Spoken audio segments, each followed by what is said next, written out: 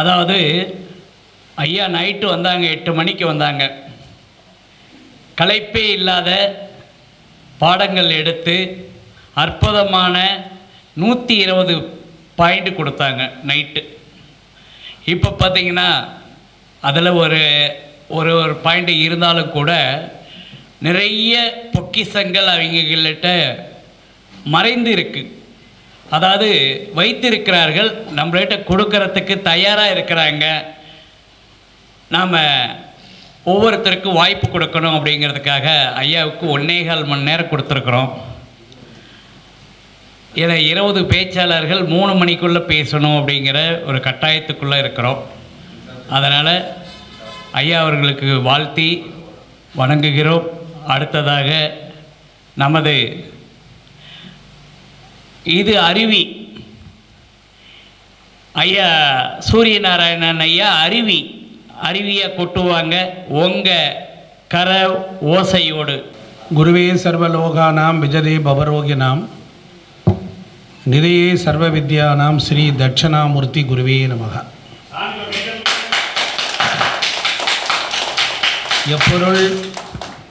எப்பொருள் யார் யார் வாய் கேட்பினும் அப்பொருள் மெய்ப்பொருள் காண்பது அறிவு. ஒரு மணி நேரம் ஜோதிடமோ மற்ற விஷயங்களோ ஒருத்தர் பேசுகிறார் அப்படின்னா 200 புத்தகங்கள் படித்தால் மட்டும்தான் அந்த சாரத்தை வெளியே தர முடியும். ஊற்றாகி உண்ணார் அமுதே உடையானே வேற்று விகார உடக்குடம்பின் உள்கிடப்ப ஆற்றேனை மையா அரணையோ என்றென்று போற்றி புகழ்ந்திருந்து பொய்க்கெட்டு மெய்யானார். வாழ்க ஜோதிடம், வளர்க ஜோதிடக்கலை. ஜோதிட குருமார்கள், ஜோதிட ஆர்வலர்கள், ஜோதிடத்தை கற்றுக்கொண்டிருக்கிற மகளிர்கள் அனைவரையும் உங்கள் பொற்பாதத்தை தொட்டு வணங்கி என் உரையை துவக்குகிறேன்.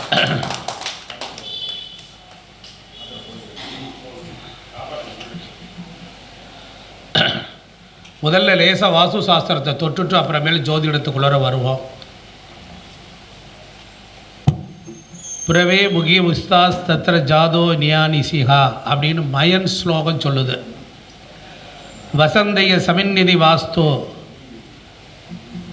இருக்க வேண்டிய வீட்டை பற்றி கூறுவது வாஸ்து. நல்லா கவனிச்சுக்கோங்க ஐயா. மேடையில் இருக்கிறவங்க அமைதி ஆக்கணும், கீழே இருக்கிறவங்க நோட்ஸ் எடுத்துக்கோங்க. வாஸ்து என்பது சும்மா எல்லாரும் நிறைய பேர் மனப்போன போக்கில் சொல்கிறாங்க, அப்படியெல்லாம் கிடையாது. பவிஷ்யோத்திர புராணம் அப்படின்னு ஒரு புராணம் இருக்குது. பரகேகே கிருஷ்தா சர்வஸ்ரவதா ஸ்மார்த்த கிரீஸ் சுபாகா நிஸ்பலாட்சாய தஸ்தாகி பூமிஷ பலமஸ்துதே. சுபகாரியங்கள் வீட்டில் செய்வதற்கு சுபகாரியங்கள் செய்ய வீடு அவசியம். சுபகாரியங்கள் செய்வதற்கு வீடு அவசியம். வனவாசே என்கின்ற வேர் சொல்லில் இருந்துதான் வாஸ்து என்கின்ற நாமம் பிறந்தது. வனவாசே. வராக புராணம் இதிகாசங்கள் 3.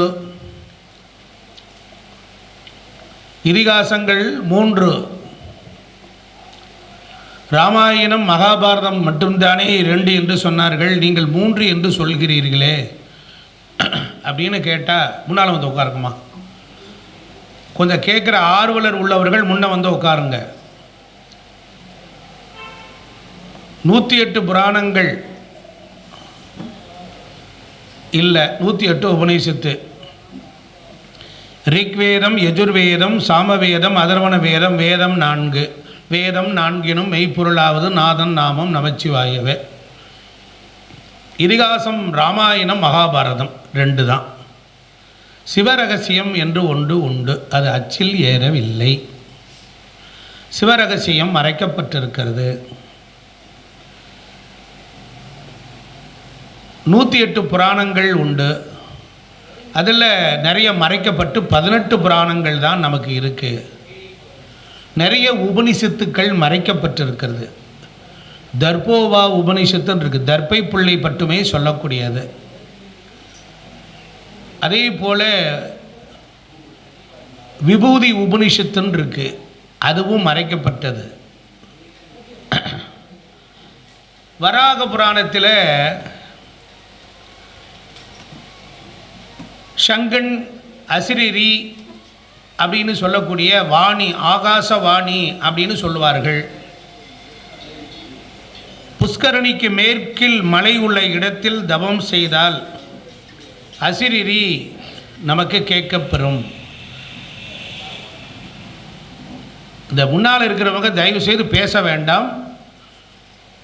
அன்போடு உங்கள் காலை பிடிச்சேன்னா 5 வருஷத்துக்கு விட மாட்டேன் நான். இங்கே வந்து தான் விசாரிக்கிறதுலாம் இருக்கக்கூடாது. உணர்ச்சி பெருக்கோடு, புலமையின் ஆதிக்கத்தோடு, தமிழின் வலிமையோடு, நேசத்தோடு, கீர்த்தியோடு, பாசத்தோடு, உணர்வோடு அற்புதமாக முழங்கிட்டு போயிருக்கிறார். எந்த நூற்றாண்டில் நீங்கள் தவம் செய்து தெரிந்து கொள்ளப் போகிறீர்கள்? தன கவி பாடுவதற்கு, படிப்பதற்கு, மண்டையில் ஏறுவதற்கு முடியாது. இறைவன் யாரை பற்றி கொண்டாரோ அவர்கள் வாயிலாகத்தான் அதை வெளிப்படுத்துவான். அண்மையில் பேசி சென்றவர்கள் சாதாரண மகான். அவருக்கு ஒரு சாப்பாடு வச்சா ஊறுகாய் லேசாக தொட்டு சாப்பிடுவோம். என்கிட்ட இருக்க கெட்ட பழக்கம், அதான் சப்ஜெக்ட் விட்டு வெளியில் வந்துடுவேன். அது யாராவது இடைஞ்சல் பண்ணாதீர்கள் தயவு செய்து. நீங்கள் ஜோதிடத்தை கொலை செய்தவர்களாகி விடுவீர்கள். நீங்கள் வருத்தப்பட்டால் எனக்கு கவலையே கிடையாது. ஜோதிட ஒற்றுமை ஓங்கணும். கஷ்டப்பட்டு வந்து உட்காந்து சொல்றார். எத்தனை பேர் நோட்ஸ் எடுத்தீங்க? அவரவர்கள் உழைப்பு. இதனுடைய தன்மையெல்லாம் தெரியாது. ஒரு அம்மா சென்னையிலேருந்து வர்றாங்க. ஒரு அம்மா, நான் திண்டுக்கல்ல நேற்றுக்கே வந்துட்டேன். ராஜா சங்கரங்கிற ஒரு மனித புனிதத்திற்கு அடிமை கொண்டு வந்திருக்கிறான். வாஸ்து சாஸ்திரத்தில் சில ரெக்கார்ட்ஸ் எல்லாம் கொடுத்துட்டோம்னா நீங்கள் அதை பிக்கப் பண்ணிக்கோங்க. இப்போ யூடியூப்பில் நான் பேசுகிறேன்னா நான் மக்களை கவர்ற மாதிரி பேசினா தான் அது மூலிமா எனக்கு 10-100 ஃபோன் வரும். இங்கே ஜோதிட சபையில் உங்களுக்கு என்ன சொல்லணும்? நீங்கள் இன்னும் கொஞ்சம் முன்னேற வேண்டும், இன்னும் கொஞ்சம் முன்னேற வேண்டும், இன்னும் கொஞ்சம் முன்னேற வேண்டும். ஜோதிடம் பார்த்தா கொஞ்சம் தான் கொடுப்பான், வாஸ்து பார்த்தா நிறைய கொடுப்பான். அது ரொம்ப சிம்பிள். இன்னைக்கு நிறைய பேர் கடையை திறந்து வியாபாரம் நடத்துகிறாங்க. உண்மையிலேயே அவனுக்கு ஃபண்டமெண்டலே தெரியாது. ஒரு ஆள் என்னுடைய ஸ்பீச்சை 1000 வீடியோ மேலே இருக்கும். என் ஸ்பீச்செல்லாம் எடுத்து இப்போ என்னுடைய ஸ்பீச்சை போய் நீங்கள் போய் கிளிக் பண்ணி அந்த இதை செலக்ட் பண்ணிவிட்டு டவுன் சப் அப்படின்னு ஒரு ஆப்பில் போய் .comமில் போட்டிங்கன்னா, உள்ளே போனீங்கன்னா என்னுடைய ஸ்பீச் எல்லாமே அப்படியே எழுத்தாக வந்துடும். அதை அப்படியே பேஸ்ட் பண்ணி பிடிஎஃபாக கொண்டுட்டு வந்து வச்சு ரெடி பண்ணி கரெக்ட் பண்ணி அதை சேல் பண்ணிக்கிட்டு இருக்கான். வாழ்க வளர்க, அதை பற்றி கவலை இல்லை. உயிர் போக கத்துறார். உட்காந்தா சொல்கிறார், நின்னா சொல்கிறார். அவர் உட்காந்துக்கிட்டு இருக்கார். 10 பேருக்கு சொல்கிறார், 10 பலன் சொல்கிறார், 20 பலன் சொல்கிறார். கடக்கடை கடக்கடை கடக்கடை கடக்கடை கடக்கடன்னு பாண்டியன் எக்ஸ்பிரஸ்ன்னு ஒன்று இருக்குது. சென்னையில் எடுத்தானா கொண்டுட்டு போய் நிப்பாட்டுற வரையில் சும்மா எல்லா எக்ஸ்பிரஸையும் தூள் கிளப்பிடுவோம். இந்த தமிழகத்தின் மிகப்பெரிய சொத்து PK சந்திரசேகர். கைதட்டுங்க ஜோரா. உண்மையிலே சொல்கிறேன், அவருக்கு முன்னால் நாங்கள் எல்லாம் கிட்ட கூட நிற்க முடியாது. அதை பாராட்டுறதுக்குன்னு ஒரு மனம் வேண்டும். தங்கபாண்டியன் போன்ற மகான்கள்லாம் இல்லைன்னா ஜோதிடத்தில் ஏன், எதற்கு, எப்படி என்கின்ற அறிவார்ந்த சிந்தனைகள் உங்களுக்குள் வந்திருக்க வாய்ப்பில்லை. உங்களையும் வைத்துக்கொண்டு உங்களுக்குள் ஒரு மாற்றங்களை கொண்டு வர முயற்சி செய்கின்ற மனிதன் தங்கபாண்டியன் ஐயா அவர்கள். ஜோர கைதட்டலாமே. எத்தனை பேர்கள் அவர்களுடைய ஸ்பீச்சை எடுத்து எழுதி பலன் சொல்லி வெற்றி பெறீங்க. மேசத்தில் குரு இருந்தால் என்ன பலன், ரிஷபத்தில் குரு இருந்தால் என்ன பலன், மிதுனத்தில் குரு இருந்தால் என்ன பலன்னு சொன்னார். இதை உண்மையிலேயே கேட்டு உள்வாங்கி இருந்தால் நோட்டை பார்த்தவொன்னே இந்த பலனை அடிச்சிங்கன்னா ஆமாம்பா. முதலில் ஒரு நோட்டை கொண்டுட்டு வந்த உடனே உங்களுக்கு அவங்கள பார்த்த உடனே நீங்கள் இந்த சிந்தனையில் இருக்கீங்கன்னு சொல்லக்கூடிய சந்திரநாடியை நீங்கள் பின்பற்ற வேண்டும்.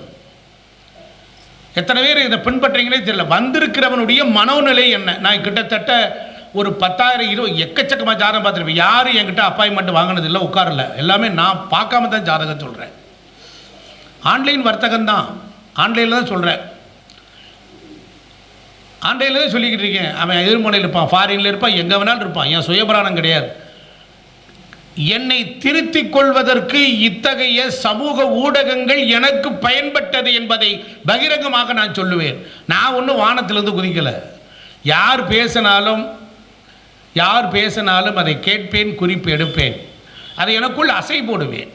இவர் இதற்கு எப்படி பலன் எடுத்தார், இதை ஏன் இப்படி சொல்கிறார்கள்? முதலில் புத்தகத்தை எல்லாம் தூக்கி மூடி வைத்து விடுங்கள். ஒரு முதற்கொண்டு கூட பலன் சொல்வதில் இப்படித்தான் கையாண்டேன் என்று சொல்ல முடியாத அத்தகைய வாத்தியார்கள் எல்லாரும் நாம் படிப்பதற்கு தகுதி இல்லாதவர்கள்.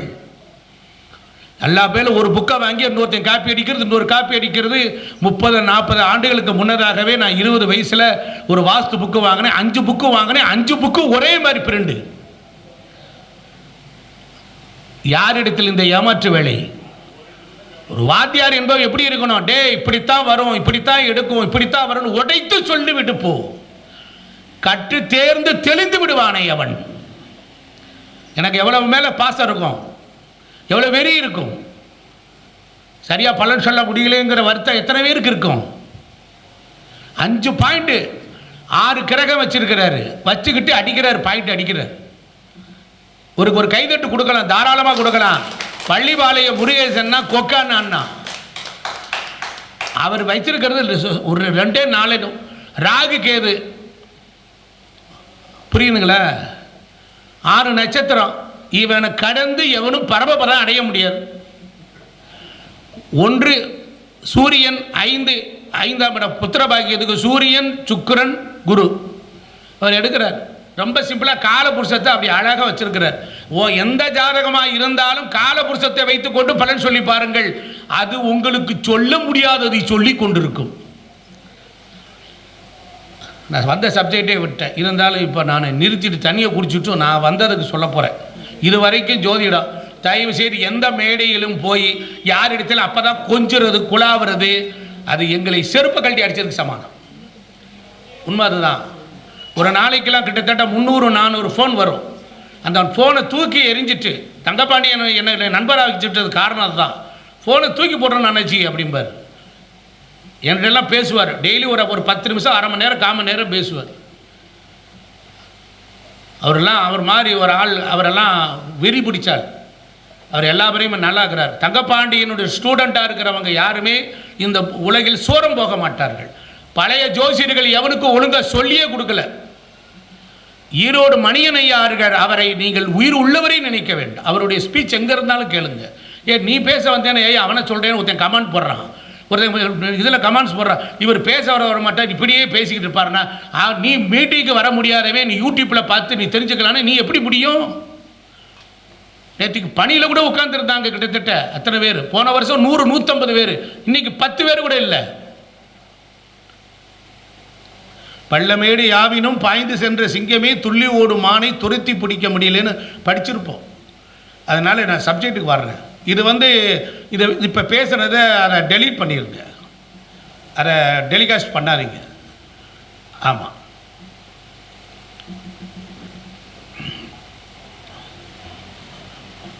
காவியம் படிக்க முடியாதவர்கள் ஓவியம் பார்த்து தெரிந்து கொள்வார்கள். ஒரு வரி கூட உங்களுக்கு வீணாக்காது, உங்கள் காதுக்கு கசப்புத்தன்மையை தராது, உங்கள் காதிற்கு கசப்புத்தன்மையை தராது. என்னுடைய உரை குருவின் திருவடியை பணிந்து. மனித வளர்ச்சிக்காக மாமுனிவர்களும் மகான்களும் வேதங்களிலும் புராணங்களிலும் வாஸ்துவை பற்றி சொல்லியிருக்கிறார்கள். மத்திய புராணத்தில் வாஸ்து சாஸ்திர வல்லுநர்கள் 18 பேர்கள் இருந்திருக்கிறார்கள். பிருகு முனிவர், அத்திரி, விஸ்வகர்மா, வசிஷ்டர், மயன், நாரதர், நக்னஜித், விசாலாட்சன், புரந்தரன், பிரம்மா, குமாரசுவாமி, நந்தீஸ்வரர், ஷவுனகர், பர்கர், வாசுதேவர், அனிருத்தர், சுக்கிரன், பிருகஸ்பதி. இந்த 18 பேர்களும் வாஸ்துவை கொடுத்துருக்குறாங்க. காசியப்ப முனிவர் தான் நமக்கு பேஸ். அவர் தான் முதல் மனையடிய நூல் பிருகு சம்ஹிதையில் காசியப்ப சில்பம் என்கிற பெயரில் அவர் உருவாக்கி தந்திருக்கிறார். வேதங்கள், ஆகமங்களில் ஆலயம், மாளிகை, கட்டிட முறைகளில் வாஸ்து லட்சணங்கள் கடைபிடிக்கப்பட்டிருக்கிறது. இதிகாசங்களில் கடைபிடிக்கப்பட்டிருக்கிறது. வியாசர் மகாபாரதத்தில் சதுர வடிவ முக்கியமான அரண்மனையை கட்டினார். மயசபை. மனித சரித்திரம் நல்ல கவனிங்க. வாஸ்து எப்படி பரிணாமம் அடைகிறதுன்னு பாருங்கள். மனித சரித்திரம், அதற்கப்புறம் அது நாகரிகத்தோடு நகரம், வீடு, மாளிகைகள் என்று மாறி அதற்கப்புறம் மூல காரணம் இதற்கெல்லாம் வாஸ்து சாஸ்திரம்தான். ஹரப்பா மொஹஞ்சதரோ ஆராய்ச்சியிலும் சிந்து சமவெளி நாகரிகத்திலும் வராகமிகரின் 5ஆம் நூற்றாண்டிலும் பிரம்ம வாஸ்து சாஸ்திரம் என்பது 3 வகை பயன்பாடுகளுக்குள் வந்தது. விந்திய மலையிலிருந்து கிருஷ்ணா, துங்கபத்திரா ஆறுகள் வரையில் நிலப்பரப்பில் அது வேச்சர நாடு என்பது மயனின் வாஸ்துவை கொண்டது. திராவிட நாட்டில் பிருகு சம்ஹிதா வாஸ்துவும், விந்திய மலைக்கு வடக்கில் இமயம் வரை காசியப்ப வாஸ்துவும், அதற்கு பின்னர் அவர்கள் ஓலைச்சுவடிகள், தலைமுறை வழியாக கட்டிட அமைப்பு, ஆகமங்கள், சிற்ப அமைப்பு, வாஸ்து கோவில்கள், மாளிகைகள் என்று பரிணாமம் அடைந்து அமரசிம்மன் காலத்தில் அமர கோஷத்தில்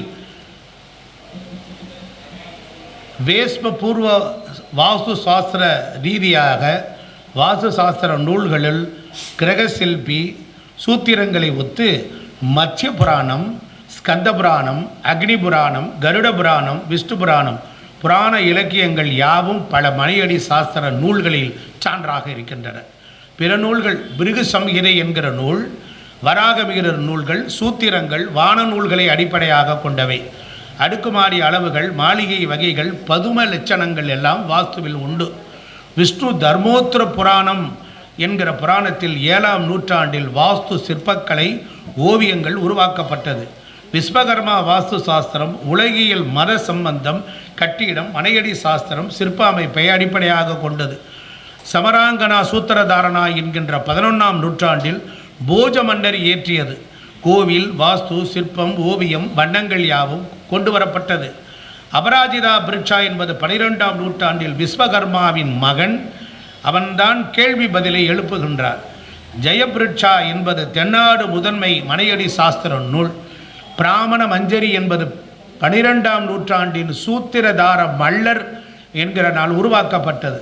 வாஸ்து சாஸ்திரம் 12ஆம் நூற்றாண்டில் சுகானந்த யுதியாய், 15ஆம் நூற்றாண்டில் மண்டில சூத்திரதாரனால் வாஸ்து ராஜ வல்லபம் என்கிற பெயரிலும், பிரசாத மண்டலா என்கிற பெயரிலும், வாஸ்து மண்டனா என்கிற பெயரிலும், கோதண்டன மண்டனா என்கிற வகையிலும் சில்ப ரத்தனம் 16ஆம் நூற்றாண்டில் தலையெடுத்து ஓங்கி நின்றது. மாற்றம் என்பது இயற்கையின் உண்மைத்தன்மை. மாற்றம் என்பது இயற்கையின் உண்மைத்தன்மை. யுகங்கள் மாறின, யுக தர்மம் மாறின, சாஸ்திர தர்மங்களும் மாறின. அரச தர்மம் அழிந்து அரச சபை அழிவு, மக்களை ஆளும் நிலை, பிரச்சனையை சமாளிக்க ஆராய்ச்சி செய்முறை மனையடி சாஸ்திர துறையில் உள்ளே நுழைந்தது. இப்படியே போய்கொண்டே இருக்கிறது. உலகில் தொழில்நுட்ப அறிவு வளர்ந்தது. நாளுக்கு நாள் வளர்கின்ற அறிவியல் முன்னேற்றம் மக்களுக்கு பயன்பெற பழமையை புதுமையாக்குதல், காலத்தோடு உயிர்ப்போடு முனைப்போடு இயங்கினார்கள். வீட்டிற்கு மருமகள் வந்த நேரம், வசதிகளுக்காக லெட்ரின், குளியலறை, போரிங், அடுப்பு, மாற்றங்கள்.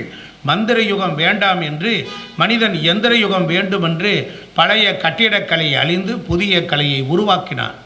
உள்ளத்தில் உருவான அழகிய கருத்து வெளிப்படும் போது உலகியல் அனுபவம் தான் சாஸ்திரம். சூரியன், பூமி ஆகியவற்றின் அடிப்படையில் வாஸ்து சாஸ்திரம் பிறந்தது. பூமியில் ஏற்பட்ட நிலையியல் பரிணாமங்களே வாஸ்துவிற்கு அடிப்படை.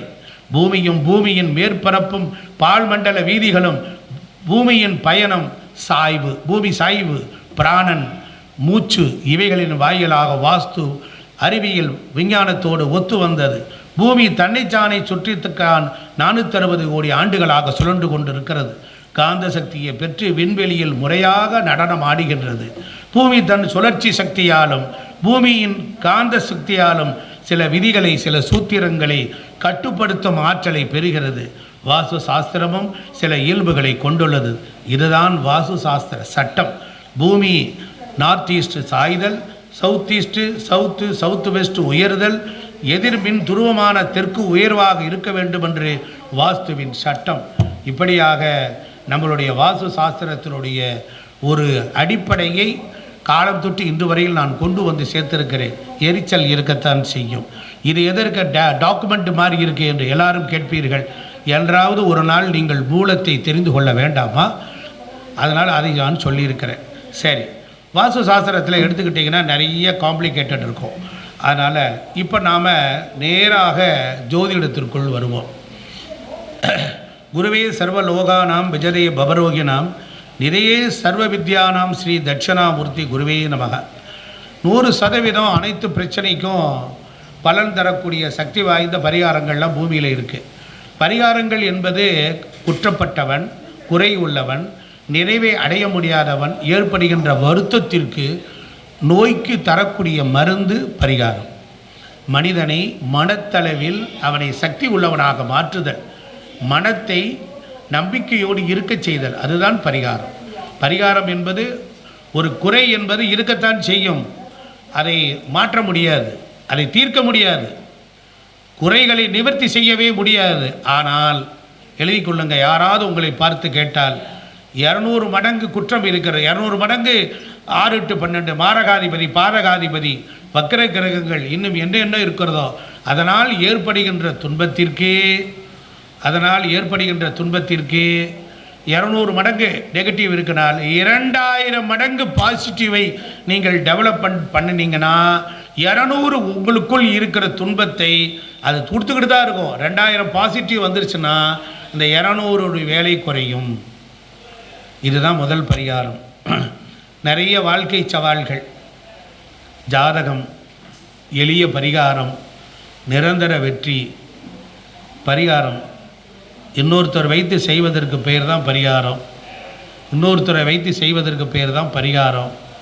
பரிகாரம் இல்லாத வாழ்வே கிடையாது. ஒரு காபி டிகாசன் கம்மியாக இருக்குது, குடிக்கும்போது கொஞ்சம் டிகாசன் இருந்தால் நல்லாயிருக்கும் அப்படின்னு உடனே டிகாசன் கொஞ்சம் ஆட் பண்ணிக்கிட்டதுக்கப்புறம் குடித்த மாதிரி இருக்குது. சுகர் குறைவாக இருக்குது, சுகரை ஆட் பண்ண பிறகு இனிமையாக இருக்குது. சூடு கம்மியாக இருக்குது, அதை சூடு பண்ணதுக்கப்புறம் நல்லா இருக்குது. ரொம்ப தளர்வாக ஓய்வாக இருக்கிறோம், டக்குன்னு குளிச்சுட்டு நல்லா ஃப்ரெஷ்ஷாக ஒரு பாடி ஸ்ப்ரேயெல்லாம் அடிச்சுட்டு ஃபேர் அண்ட் லவ்லியெல்லாம் போட்டு நல்ல மேக்கப் பண்ணி அப்படி கும்முன்னு ஒப்பனையாக இருந்தால், நல்ல ட்ரெஸ் போட்டிருந்தால் இழந்ததை திரும்ப பெற முடிகிறது.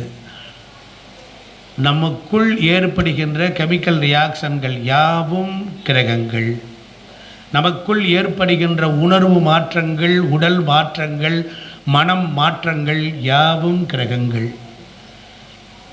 இப்படியும் ஐயானால் பேச முடியும், இதை விட இன்னும் டவுன் இடத்துக்கும் போக முடியும். அப்போ பரிகாரம் வேலை செய்யுமா அப்படின்னா சில பேர் சொல்லுவா, நீ 2026 6வது மாதம் வரைக்கும் அப்படி தான் இருக்கணும் அப்படின்னா அவன் என்ன செய்வான்? அதெல்லாம் ஒன்றும் நடக்காது. அதுக்கப்புறமேல் அவன் அங்கே பார்க்குறேன், இங்கே பார்க்குறேன், நான் இங்கே நிற்கிறேன், நீ நிற்கிற, அப்படியே பழகிக்கங்கன்னா என்ன அர்த்தம்? சில பேர் சொல்கிறது, எகத்தாளமாக சொல்கிறது, ஆனால் போக சரியாயிரும்னா என்னடா போக சரியாயிரும்? மாதம் 3 லட்ச ரூபாய் சம்பாரிச்சுக்கிட்டு இருந்து இஎம்ஐ கட்டணும், ஏகப்பட்டது இருக்குது, நிப்பாட்டி பிடிவேன், நான் என்ன பண்ணுறது, ஏதாவது வழி இருக்கான்னு கேட்குறான். நீங்கள் ஒரு கடவுள் என்பதை மறந்து விடாதீர்கள். ஜோரை கைதட்டுங்க. நீங்கள் பாதை தெரியாதவனுக்கு பாதையை காட்டக்கூடியவர்கள். அவரவர் அறிவினால், அவரவர் அறிவார்ந்த விஷயத்தினால், அவரவர் திறத்தினால் கற்றுக்கொண்ட விஷயங்களை மேலும் மேலும் மெருகேற்றி நீங்கள் விதவிதமான பரிகாரங்களை சொல்லி அவனை சாந்தப்படுத்தலாம், வகைப்படுத்தலாம், முறைப்படுத்தலாம், வருகின்றவனை நெறிப்படுத்தலாம். 3ஆம் படம் ஒருத்தருக்கு பாவம் கெட்டு போச்சு, அதுக்காக என்ன செய்ய முடியும்? நெருப்பு ராசியில் ஒருத்தனுக்கு பிரச்சனை, அப்போ அவனை என்ன செய்யணும்? நெருப்பு ராசிக்குரிய கடவுள்களை வணங்க சொல்லலாம். ஒரு பாவத்திற்கு 7ஆம் பாவம் தான் பரிகாரம், ஒரு பாவத்திற்கு 7ஆம் பாவம் தான் பரிகாரம். அதுக்கிட்ட இது தோற்று போகும். அது இதை செக் பண்ணி நிப்பாட்டும். 2ஆம் இடம் 8ஆம் இடம் ஜோடி பாவம், 2ஆம் பாவத்திலேருந்து எண்ணி வந்தால் 8ஆம் பாவம். அதை நீங்கள் என்ன பண்ணணும்? ப்ராப்ளம் இருக்கார், 2ஆம் பாவத்தை 8ஆம் பாவம் கட்டுப்படுத்தும், 8 2ஐ கட்டுப்படுத்தும். அப்போ என்ன ஆகும்? இதான் ஜோடி மாடுன்னு பேர் கேபி சிஸ்டத்தில். அப்போ பரிகாரம் எடுக்கும்போது எடுத்துக்கலாம். விரயங்கள் அதிகமாகிட்டே இருக்குது. அந்த ஜாதகத்தில் எந்த கட்டத்தில் எந்த பாவத்தில் ஒரு கிரகம் நன்றாக இருக்கிறது என்று பாருங்கள். அந்த பாவம் சார்ந்த இடத்தில் நீங்கள் அதை இன்வெஸ்ட்மெண்ட் பண்ணுங்கள். புரியுதா? ஒரு ஜாதகத்தில் 12ஆம் பாவம் ஒருத்தருக்கு லக்னத்துக்கு 12ஆம் இடம் செல்வத்தை கொடுத்து விட்டால் நீங்கள் 3 5 7 பாவங்கள் நட்சத்திரங்களினுடைய திசைகள் ஒன்றும் செய்யாது. ஒரு விரையாதிபதி ஒரு விரையாதிபதி செல்வத்தை கொடுத்து விட்டான் என்றால், பணத்தை கொடுத்து விட்டான் என்றால், உங்கள் நட்சத்திரத்திற்கு தாராபலன் ஆகிய 3ஆம் பாவம் எந்த வேலையும் செய்யாது, கெடுதலே பண்ணாது. ஆனால் 3ஆம் பாவம் உங்களுக்கு நன்மையை செய்து கொண்டிருக்கும். ஆனால் ஒரு நாள் குப்பை அடித்து குப்புற தள்ளி விட்டு கீழே தாச்சிரும். ஏன்? நீங்கள் பேராசைப்பட்டால் 3ஆம் பாவமும் உங்களுக்கு படாமல் இருந்தால் அள்ளி கொடுக்கும்.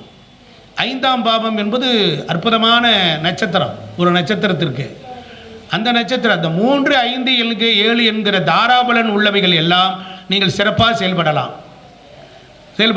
ஆனால் அதில் தர்மத்தோடு இருப்பீர்களானால், இதை நீங்கள் தெரிந்து உள்வாங்கி கொண்டு உங்கள் ஜாதகத்தில் அப்ளை பண்ணி அதற்கப்புறம் வருகின்ற ஜோசியர்களிடத்தில் ஜாதகம் பார்க்குறவங்களுக்கு நீங்கள் அதை கொடுக்க முடியும். சந்திராஷ்டமம் ஊர் விட்டு ஊர் போயிடுங்க. லக்கணத்தை விட்டு எத்தனை டிகிரி தள்ளி போகிறீங்களோ அப்போ 8ஆம் இடம் குறைஞ்சிரும். நல்லா கவனிச்சுக்கோங்க. சயின்ஸ் தான் இங்கே. சும்மா டாவு டக்கரு டூப்பெல்லாம் இங்கே எல்லாம் இடம் இல்லை. பழைய ஆள்கள்லாம் இதெல்லாம் சொன்னாங்கன்னா அவங்களெல்லாம் ஓரமாக தள்ளி விட்டுருங்க. லக்னத்திலேருந்து 8ஆம் இடம் 3 மணி நேரமோ 6 மணி நேரம் தான் சந்திராஷ்டமம் வேலை செய்ய போகுது. 2 நாள் கழித்து ஊருக்கு போயிருங்க. 2 நாள் கழித்து வாங்க. சந்திராஷ்டமம் வேலை செய்யாது. இப்போ திருச்செங்கோடிலிருந்து ஈரோடு போகணும். திருச்செங்கோட்டில் இருக்கிறவனுக்கு ஈரோடு 8ஆம் இடம்னு வச்சுக்கோங்க. திருச்செங்கோட்டில் இருந்தால்தான் 8ஆம் இடம். அது இவன் கோயம்புத்தூர் போயிட்டான்னா, இவன் அங்கிட்டு நாமக்கல் பக்கம் போயிட்டான்னா கொஞ்சம் அசஞ்சா வேலை செய்யாதுல்ல. இந்த ரேடியோவில் டியூன் பண்ணும்போது பார்த்தீங்கன்னா லேசாக கொஞ்சம் டியூனிங் சரியாக வரலன்னு வச்சுக்கோங்க, பாட்டு படிக்காது, இறைச்சல் எடுக்கும். டியூனை மாற்றி விட்டு போட்டு போயிட்டே இருங்க. அந்த காலத்தில் அவனை பாப்பா அன்றைக்கு சொன்னவெல்லாம் முட்டாளான்னு ஒரு வார்த்தை நீங்கள் கேட்பீங்க, வயதானவர்கள் கேட்பேன். அவர்கள் முட்டாளும் அல்ல, முழு அறிவாளிகளும் இல்லை. நான் பெருந்தன்மையோடு சொல்லுவேன், என் பாட்டன் முழு அறிவாளியும் கிடையாது, முட்டாளும் கிடையாது. ஆனால் இது விஞ்ஞான யுகம் வந்துவிட்டது. தெர்மல் நியூக்ளியர் பவரை பயன்படுத்தி கொண்டு இருக்கிறோம். பெண்களை பார்க்க முடியாது. இப்போ பெண்கள் எல்லா இடத்துலையும் இருக்கிறார்கள். அந்த காலத்தில் யாருக்குமே மாந்தி போட்டு கணக்கு போட மாட்டான். தமிழ்நாட்டில் வந்து என்னன்னு கேட்டிங்கன்னா அதர்வண வேதம் கிடையாது. ரிக்கி யஜூர் மத்திரம் தான் இங்கே. இப்போ அதர்வண வேதத்தின் கடவுளாக இருக்கக்கூடிய வராகி அம்மன், பிரத்யங்கரா, இவைகள் போன்ற தெய்வங்கள்லாம் உக்கர தெய்வங்கள் வந்து விட்டனவல்லவா. தெய்வங்களே வந்த பிறகு வேதங்கள் வராதா? அதர்வன தெய்வத்தை வைத்தால் அதர்வன வேதத்தினுடைய மந்திரமாக ஓம் கிரீம் அப்படின்னு சொல்லக்கூடிய என்ன சொல்லுவோம், பிரத்யங்கரா மந்திரம் யூஸ் பண்ணுறான்ல, அது அதர்வன வேதம் தானே. சொல்லுங்கள். அப்போ மாந்தி கணக்கு போட்டால் வேலை செய்தே இல்லையா? அவ்வளோதான். மாந்தி நின்ற நட்சத்திரத்தில் வேறு ஒரு கிரகம் அதே நட்சத்திரத்திலிருந்து தசையோ புத்தியோ அந்தரமோ நடத்தினால் அதுவும் நல்ல பலனை தருவதில்லை.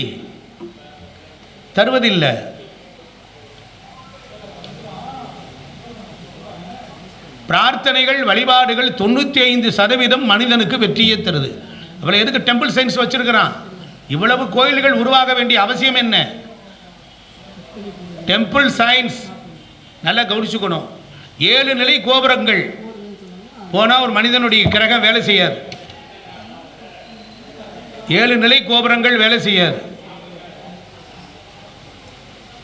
ஒரு மனிதனுக்கு ஆணவம் திமிரு இருக்கு அப்படின்னா ஒரு கிரகம் கொடுக்குதுன்னு அர்த்தம். கோயிலில் போய் வரிசையாக இருந்து பிரசாதத்தை வாங்கி பிச்சை எடுத்து தின்னான்னா, அங்கே ஒரு அம்மா பொங்கல் சாப்பிட்டுக்கிட்டு இருக்காங்கன்னா கொஞ்சம் கொடுங்கன்னு கேட்டீங்கன்னா அங்கே உங்கள் கிரகம் அழிஞ்சு போயிடுது. மாவிளக்கு போட்டிருப்பாங்க மாரியம்மன் கோவிலில். அங்கிட்டு போயிட்டு இருக்கும்போது நான் என்ன செய்வேன் அப்படின்னு கேட்டால், கொஞ்சம் மாவிளக்கு கொடுங்கண்ணா, என்னோட டிப்டாப்பாக இருக்க ட்ரெஸ்ஸை பார்த்துட்டோன்னே ஐயா இருங்கய்யான்னு சொல்லிட்டு அந்த அம்மா கொஞ்சம் மாவிளக்கு கொடுப்பாங்க. நான் இன்னும் கொஞ்சம் வேகமாக போய் கொஞ்சம் தேங்காய் செல்லும் கொடுங்க அப்படிம்பேன். உங்களுடைய ஆணவம் எங்கெல்லாம் அழிகிறதோ, கிரகங்கள் எல்லாம் ஆணவம் கண்மம் மாயை உனக்குள் கொண்டு வந்து உன்னை வகைப்படுத்தக்கூடிய, நல்ல மனிதனாக உன்னை மாற்றக்கூடிய, உன்னை நன்றாக சமைக்கக்கூடிய சமயமாகத்தான் இருக்கிறது. இந்த கிரகங்கள் எல்லாம் ஒரு நல்ல தேர்வான மனிதனை உலகத்திற்கு தர வேண்டும் என்பதற்கு இறைவன் 9 நவக்கிரகங்களை படைத்திருக்கின்றார். நம்ம புரிஞ்சுக்கணும், நல்ல மனுஷனாக இருக்க பழகிக்கணும். தொடர்ந்து டெய்லி மாதம் 5 லட்சம் மாதம் இது சம்பாரிச்சுக்கிட்டே இருக்கான் ஒருத்தன். திமிர் எடுத்து போயிடுவான். பக்கத்து வீட்டுக்காரனை மிஸ் பண்ணுவான், இடது வீட்டுக்காரனை மிஸ் பண்ணுவான், நேர் வீட்டுக்காரனை ஒம்புழுப்பான், போகிறவனையெல்லாம் எகத்தாலும் பண்ணுவான். அவனுக்கு நம்ம பெரியப்பா சித்தப்பா சனி வந்து அப்படி பார்த்து இப்படி பார்த்து இப்படி பார்த்தாருன்னா மட்டும்தான் அவன் அடங்கி ஒடுங்குவான். புரியுதுங்களா? ராகு அப்படி போய் ஒரு வாளால் வெட்டுவான், கேது இப்படி வெட்டுவான், செவ்வாய் இப்படி பார்ப்பான், இப்படி பார்ப்பான், இப்படி பார்ப்பான், அவனை புலந்துருவான். பாவக்கிரகங்கள் உத்தமமானவை, மனிதனை செம்மைப்படுத்த வந்த கோடாளிகள். பாவக்கிரகங்கள் இனிமேல் சொல்லாதீங்க. ஜோதிடத்தில் மாற்றம் வேண்டும். எல்லா கிரகம் நன்மை செய்யும், எல்லா கிரகமும் தீமை செய்யும். தீமை எதுக்கு செய்து? நீ வழி உருமாறி போகிற பொழுது உன்னை வகைப்படுத்துவதற்கு. ஒரு நல்ல மாடு தான் மூக்குக்கு கயிறு போட்டு கட்டி மூக்கணாங்கயிறு போடலைன்னா எப்படி ஆகும்? இந்த நாட்டில் எவனவனோ வந்து இந்த ஜோதிடத்தை சித்திரவதை பண்ணி குத்தி கொலை பண்ணிட்டு போயிட்டானுங்க. பாவக்கிரகம், மோசமான கிரகம், நீச்ச கிரகம், அந்த கிரகம், இந்த கிரகம்னு ஒரு வரையறை இருக்கிறது. உங்கள் ஜாதகத்தில் ஒரு கட்டம் இருக்குது, அதில் இருக்குது கிரகங்கள். அந்த கிரகத்தினுடைய பீஜ அச்சரத்தை எழுதினால் அது நீ கொண்டு வந்த குண்டலினி சக்கரம். எப்படி உன் சக்கரம் உன் வாழ்வை செம்மைப்படுத்த வந்தது, உன் வாழ்வை வகைப்படுத்த வந்தது. அது எப்படி உன் ஜாதகம் நாசமாக போன ஜாதகம்? சில பேர் நோட்டை பார்க்க தூக்கி எறிகிறான், பெரிய ஒரு மேலேருந்து குதிச்சாரு. வன்மையாக கண்டிக்கிறேன். அந்த மாதிரியான தவறுகளை ஒரு பொழுதும் நீங்கள் அனுமதிக்காதீர்கள். ஒரு ஜாதகத்தை வந்த உடனே தூக்கி தலையில் வச்சுக்கோங்க. நவக்கிரகம் நவக்கிரகம் தான், கோவிலில் இருக்கிறது ஒன்று தான், அவன் நோட்டில் இருக்கிறது ஒன்று தான். நீ பிரம்மனாக மாறுகிறாய், அவனுடைய வரவு செலவு கணக்குகளை ஆராய்ந்து பார்க்கின்றாய். அதிலிருந்து அவனை என்ன செய்ய? நீ வாரு, சும்மாராக இரு, தவறுக்கு போகாதே. ராகு என்னையா பண்ணா? ராகு என்ன பண்ணா? உங்களுக்கு கெடுதலா பண்ணா? போன பிறவியில் நிறைவேறாத ஆசைகளை சொல்றான், வரம்பு மீறுகிறான். போன பிறவியில எனக்கு கிடைக்கல, இந்த பிறவியில எனக்கு அல்வா கொடுத்துட்டு போயிட்டீங்கன்னா அதனால தான் அவன் பாயிறான். ராகு என்பவன் உறவை பிரிப்பான், பணத்தை இழப்பான், என்ன செய்வான்? கட்டுக்குள் வரமாட்டான். ராகு இல்லைன்னா எது அனுபவிக்க முடியும்?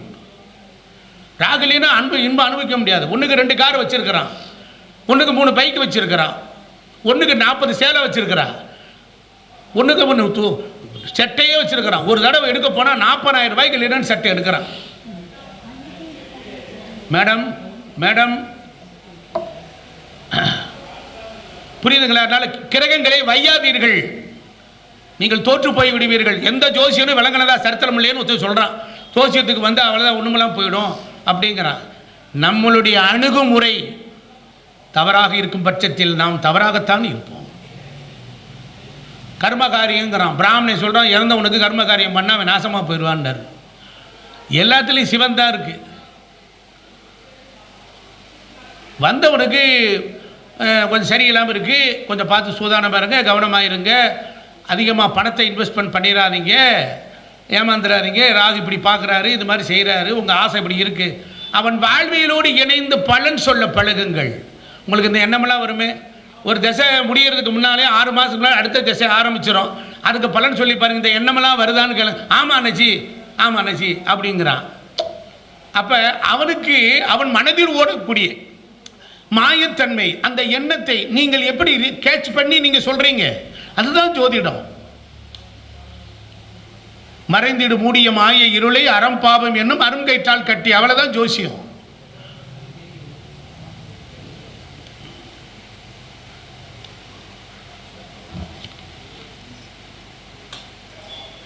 ஒரு ஜாதகத்தில் செவ்வாயும் கேதுவும் இருக்கு, இருந்துட்டு போட்டோம். விநாயகர் தண்டபாணிகிட்ட போனால் அந்த காரகத்துவத்தில் அது அடங்கி போகுது.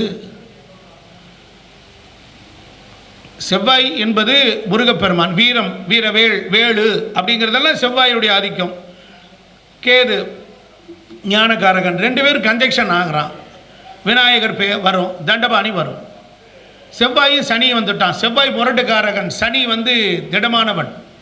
2 பேரும் சேர்ந்தா கற்பனை சுவாமி. அவன் ஏற்கனவே உருவாக்கி வச்சுட்டாங்க, அங்கே துரத்தி விடு. அங்கே போய் கற்பனை சாமிக்கு போய் ஒரு 6 வாரம் விளக்க போடு. அங்கே போன உடனே 1/2 மணி நேரம் கழிச்சு வா, டயத்தை குறிச்சிட்டு டயத்துக்கு வா. சாமி பூமி இடம் விற்க மாட்டேங்குது, சாமி பூமி இடம் விற்க மாட்டேங்குது, இடம் விற்க மாட்டேங்குது, என்ன செய்யுது? கடகமும் மகரமும் நீ எப்படி பிறந்ததுன்னு நினைய. கடகத்தில் செவ்வாய் நீச்சம், கடகம் நீர், நீர் வீடு, செவ்வாய் என்பது இருக்கு. அப்போ என்ன செஞ்சோம்? உங்கள் வீட்டில் ஈசானிய மூலையில் மண்ணை தோண்டு, அந்த மண்ணை எடு, 3 பிள்ளையார் மண்ணில் பிடி, வழிபட்டுக்கிட்டே வா. செவ்வாய்க்கிழமை அன்னைக்கு சந்திர ஓரையில் கொண்டுட்டு போய் ஓடுற நீரில் கொண்டு கரை. இது கரைகிற மாதிரி அந்த வீடும் கரைஞ்சிரும், வீடும் வித்துரும். பல பேருக்கு சொல்லியிருக்கேன், வித்துட்டான். நான் இங்கே வாங்கி இங்கே பிடிச்சி இங்கே எறிகிறேன். இது அவர் சொன்னார், இவர் யார் வேணாலும் சொல்லிட்டு போட்டோம். கோல் கொடுத்தல் மாதிரி தான், ரிலே மாதிரி தான். செவ்வாய் சனி கேது ஐயப்பன் கோயிலுக்கு போ. செவ்வாய் சனி கேது 3 கிரகம் சேர்ந்துருக்கு. ஐயப்பன் வழிபாடு செய்ய அடிபட்டு போயிடும். அவன் ஒன்றும் பேச மாட்டான். உனக்குள் ஏற்படுகின்ற கெமிக்கல் ரியாக்ஷன்ஸை எந்த கிரகம் அத்தகைய ஒத்த அமைப்போடு அது வாங்கி வைத்து கொண்டிருக்கிறதோ அந்த இடத்திற்கு நீ சேர்ந்த மாத்திரத்தில் கன்சோல் ஆகின்றாய். செவ்வாய் ராகு. உடனே நம்ம அண்ணா என்ன சொல்லுவார், உங்கள் வீட்டில் யாருக்காவது சகோதரருக்கா வெட்டுப்பட்டுச்சா, கால் அடிபட்டுச்சா சொல்லுவார். செவ்வாய் ராகு. நரசிம்மரை போய் ஆண் வீட்டில் இருந்தால் நரசிம்மர். இந்த செவ்வாய் ராகு வந்து ஆண் வீட்டில் போய் இருக்குது அப்படின்னா நரசிம்மர். பெண் வீட்டில் இருந்தால் என்ன ஆகும், பத்ரகாளி அம்மன். அவ்வளோதான், that's all your honour, I am banner. அவ்வளோதான், சிம்பிள். வேலை செய்யுமா, வேலை செய்யும். கிறிஸ்டின்ஸா, அதுக்கு பக்கத்தில் இருக்கிற சர்ச்சில் போய் தொழுகை நடத்த சொல்லு. முஸ்லீமா, அது பக்கத்தில் இருக்கிற பள்ளிவாசலில் போய் தொழுகை நடத்த சொல்லு. மூவின்னு சமயத்து முதல்வி எல்லாம் வேலை செய்யும். ரொம்ப சிம்பிள். செவ்வாயும் சூரியனும் சேர்ந்திருக்கிறானா முருகர் வழிபாடு திருச்செந்தூர். செவ்வாயும் சந்திரனும் சேர்ந்திருக்கிறானா அம்பாள் வழிபாடு. செவ்வாயும் புதனும் சேர்ந்திருக்கிறானா வீரராகவ பெருமாள். செவ்வாயும் சந்திரன்னா அம்பாள், செவ்வாய் புதன்னா புதன்னா பெருமாள், செவ்வாய்னா வீரம், வீரராகவ பெருமாள். செவ்வாய் சனி வீர ஆஞ்சநேயர். செவ்வாய் சனியும் வீர ஆஞ்சநேயர். செவ்வாயும் சுக்கிரனும் சேர்ந்திருக்கிறார். சோட்டானிக்கரை பகவதி, காடம்புலா பகவதி, மூகாம்பிகை. யாருக்கு பேரில் லலிதாம்பிகைன்னு ஒரு பேர், நீங்கள் தானா? லலிதாம்பிகை. அந்த அம்மாவை கும்பிட்டாலும் சரியாக போயிடும். கிரகச்சேர்க்கையை வைத்தே வழிபாடுக பலன் பெறலாம். இதுதான் உண்மை. வான்மண்டலத்தில் குருவும் புதனும் இணைஞ்சிருக்கிறான், குருவும் சந்திரனும். அவர் அழகாக சொன்னார், சந்திரனுக்கு 1 4 7. சந்திரனுக்கு கேந்திரத்தில் குரு இருந்தால் கஜகேசரி யோகம். கஜகேசரி யோகம்னா என்ன? கஜம்னா யானை, கேசரினா சிங்கம். சிங்கமும் யானை எப்படா சேரும்? பொருந்தாத விஷயத்தில் சொல்லியிருக்கான். ஆனால் அதுக்கு அவன் என்ன சொன்னான், அந்த மிருகங்களுடைய குணங்களை சொன்னான். ஆடை தரித்திரம் வராது, அன்ன தரித்திரம் வராது. அதுதான் கஜகேசரி யோகம். ஆடை தரித்திரம் வராது, அன்ன தரித்திரம் வராது. அதுதான் கஜகேசரி யோகம். குருவும் சனியும் சேர்ந்துருக்கு. சேர்ந்துட்டு போட்டோம், சரக்கூடாது. இப்படி இருந்தா இருக்கணும். சேர்ந்துட்டான்ல, அதுக்கு என்ன செய்யுது? குருவும் சனி. குரு யாரு? சனி. சேர்ந்தா என்ன ஆகும்? குழந்தைகள் பிறந்த பிறகு வாழ்க்கையில் முன்னேற்றம் ஏற்படும். குரு என்பது ஜீவன் பிளஸ் சனி. நல்லதே நடக்கும். ஏன் கெடுதல் நடக்கும்? அப்படியே ஏன் சொல்றீங்க? அவனுக்கு அப்படி நடக்கலையா? வந்தவனுக்கு நடக்கலையா? குழந்தை பிறந்ததுக்கு அப்புறம் வாழ்க்கையில் முன்னேறியா? முன்னேறி இருக்கேன். ஆமாம் சார், உண்மைதான். அந்த பலனையும் சொல்லிட்டு போ. உன் பிள்ளையை நீ நல்லபடியாக வச்சுக்கிறதுக்காகவே நீ பிறந்திருக்கிற. எப்படி? ஆனால் குருவும் சனியும், ஆனால் அதற்கு நிகரான கசப்பு இருக்கத்தான் செய்யும். அது பிறகு சொல்லு. எல்லாம் ஜோதிடர்கள் மாநாட்டில் தானே நம்ம பேசுகிறோம். பப்ளிக்கில் உட்காந்து பேசுறது. பப்ளிக்கில் இப்படி பேச முடியுமா? பப்ளிக்கில் இப்படி பேச முடியாது. அப்போ குருவும் கேது சேர்ந்துருக்கிறது. குரு கேது பார்வை, தொடர்பு, இதெல்லாம் என்ன செய்யும்? எழுதிக்கிங்க ஒரு லாஜிக், ஒரு ரூல். கேது எவனோடு சேர்ந்தாலும் அந்த பாவ காரகத்துவத்தின் வழியாக, கிரக காரகத்துவத்தின் வழியாக ஒரு கடனை தராமல் போக மாட்டான். உண்மைதான தலைவரே? ஜோர கைதட்டுங்க. ஐயா தான் இதெல்லாம் சொல்லுவார். அதுக்கு போல நான் சொல்லிக்கிட்டு இருக்கேன். கேது யாரோட சேர்ந்தாலும் கடனையும் கொடுப்பான், ஒரு ஞானத்தையும் கொடுப்பான். புரிஞ்சு கொடுத்த? வட்டி கட்டுறது, நகை அடமானம் வைக்காத நபர்களே இல்லை. உண்மைதானே? குருனா பொண்ணுனா நகை, அதோட கேது சேர்த்துக்கங்க. கடன், நகையை கொண்டு அடமானம் வச்சு கடனை வாங்குறது. செவ்வாய் தசா புத்தியில் யோசிக்காமல் யாரெல்லாம் செய்கிறானோ அவன்லாம் தோல்வியில் தான் முடியும். செவ்வாய் என்பது தசாபுத்தியில் யோசிக்காமல், ஏன்னா செவ்வாய் முரட்டு பயன், கொடுத்து அடிச்சுட்டு வானா அடிச்சுட்டு வருவான். ஏன்னா சிவபெருமான் தட்ச யாகத்தை அழிக்கும் பொழுது தன்னுடைய சடையில் இருந்து பித்து பூமியில் அடித்தார், வீரபத்திரர் தோன்றினார். நீங்கள் ஆன்மீகம் புராணம் இல்லாமல் இதிகாசம் இல்லாமல் ஜோசியத்தில் வானத்திலிருந்து குதிக்க முடியாது, பலன் சொல்ல முடியாது. சந்திரன் ஆதிக்கம் உள்ளவங்களுக்கு சர்க்கரை நோயாலும் பிறப்பு உறுப்பு நோயாலும் பாதிப்பு அதிக வாய்ப்பு உண்டு. சந்திரன் ஆதிக்கம் ஆயிடுச்சு அப்படின்னா பிறப்புறுப்பு சம்பந்தமான நோய்கள் வரத்தான் செய்யும், சர்க்கரை நோய் வரத்தான் செய்யும். சூரியன் ஆதிக்கம் அடுத்தவர்களுக்கு, சூரியன் ஆதிக்கம் அடுத்தவங்களுக்கு தான் சிறந்த வழிகாட்டியாக இருப்பார்கள், தனக்கென்று எதையும் செய்து கொள்ள மாட்டார்கள். புதன் திசை புதன் புத்தி வருது, புதன் திசை புதன் புத்தி வருது. புதன் காலபுருஷத்துக்கு 6ஆம் இடத்துக்குரியவர். கடன் நோய் வழக்கு இதில் ஒன்றை உயர்த்தி செய்யாமல் போகாது. இன்னும் எவ்வளோ எனக்கு ரைட். 2ஆம் அதிபதி புதன் வீட்டில் இருந்து அந்த திசை வந்தால் வரும் வருமானம் வட்டி கட்டி கடன் என மீறாத துயரம் உண்டு அப்படின்னு சொல்லிட்டேன். இது எப்படி நீ எடுத்தேன்னு சொல்லணும்ல, ஒருத்தர் கேட்கல. புதன்னா 6 கூடியவன்னு எடுக்கணும் முதல்ல. புதன்னா காலபுருஷத்துக்கு அவன் எத்தனாவது வீட்டுக்கு அதிபதி? 6ஆம் வீட்டின் அதிபதி. அப்புறம் 3ஆம் வீட்டுக்கு அதிபதி. உண்மைதானே? 3 6 மணக்குமா? மணக்காது. ஒரு கிரகத்தை பார்த்த உடனே அதனுடைய ஆதிபத்தியம் காலபுருஷத்துக்கு ஞாபகத்துக்கு வரணும். 2ஆம் அதிபதி புதன் வீட்டில் இருந்து அந்த திசை வந்தால் வரும் வருமானம் வட்டி கடன் என மீளாத துயர முடியும். எந்த லக்கணமாக வேணா இருக்கட்டும், காலபுருஷத்துக்குத்தான் முதலில் பலன்கள் எடுக்க முடியும். ஒரு ஜாதகத்தில் ஒரு கிரகம் இதை செய்யும் என்பது காலபுருஷத்தில் இருந்து தான் பலன் எடுத்து உரைக்க பெற்றது. எல்லாத்துக்குமே மூலம் அதுதான். 2ஆம் அதிபதி 5இல் இருந்து 6ஆம் அதிபதி தொடர்பு வந்தால், பூர்வீகத்தை விட்டு வந்தால் வெற்றி அடைவார்கள். எதெல்லாம் இந்த 6 8 12 மறைது, லக்னாதிபதி மறைகிறது, இந்த மாதிரி ஏடாகுடம் இருந்தால் உறவை வெறுத்து வெளியே வாருங்கள், குடும்பத்தை விட்டு வெளியே வாருங்கள். வெளியே வந்தீர்கள் என்றால் கண்டிப்பாக ஜெயிக்கலாம். 2ஆம் அதிபதி 5இல் மனசார பேச சொல்லி கேட்கணும். 2 குறைவன் பேசுகிறவன் 5ஆம் இடம். அவர்களே எல்லா விஷயத்தையும் சொல்லிடுவாங்க, நாம் எதுவும் கேட்க தேவையில்லை. ஜாதக நோட்டை கொடுத்துட்டு இந்த 2 கூடியவன் 5இல் இருந்து ஒரு திசையோ புத்தியோ அந்தரமோ நடத்தினா அவனே எல்லாம் சொல்லுவான். அப்படியா? கரெக்டாக சொல்கிறீங்களே, நம்ம 2 வச்சா ஆமாம், ஓஹோ, கரெக்டாக அப்படி அப்படி அப்படி. இது என்ன மானக்கட்ட போலப்பான்னு கேட்கக்கூடாது. அவனே சொல்ல வந்திருக்கான், அவன் கக்கிட்டு போயிட்டான்னு அவனுக்கு ஒரு நிம்மதி. புரியுதுங்களா? இப்படியும் ஜாதகம் வேறு வழி இல்லை. நான் தான் சொல்லுவேன்னு சொல்லி நம்ம ஆரம்பத்துலேருந்து இப்படி பீத்தி எடுத்து வந்து கடைசியில் அதெல்லாம் நான் கேட்கல. இது நான் ஊரை விட்டு இப்போ இங்கே இருக்கலாமா வெளியில் போகலாமான்னு கேட்கத்தான் வந்தேன். முடிஞ்சு போச்சா? நம்ம ஆணவ திமிரு மண்டையில் அடித்து முடிஞ்சு போச்சா? நிறைய பேர் நம்ம செருப்படி வாங்கியிருப்போம். இப்படித்தான் நம்மளே கேட்கணும். நீங்கள் சொல்கிறீங்களா, நான் சொல்லவா?